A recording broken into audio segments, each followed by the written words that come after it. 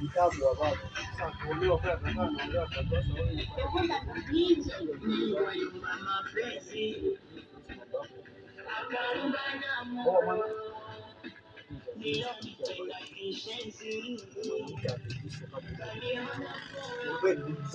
wale wanawake ambao dhambi kwa nani? Kwa sababu ambao tumezaa watoto wetu. Muozeshe sisi au kama ni mwalimu tumuozeshe mwana tutoe watoto wetu. Napotoa basi naozesha wale ndio mali jana basi wao nikatafuteni napopata basi nitaelekea kwa wazazi. Sasa wengine mtu anataka mabili wewe huko Dubai anakualisha. Ni kweli.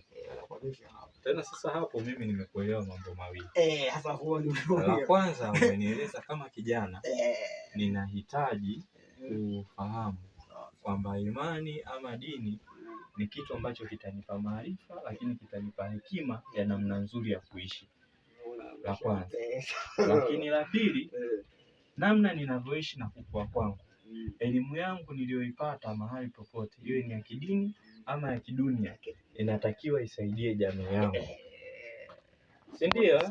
Lakini elimu hiyo isinifanye mimi nikavimba, nikajaa kiburi, nikaona watu wengine wanafanya ni wewe tu zaidi ya kujikweza hata kwa ukajiona ni wewe tu leo utawale wenzako.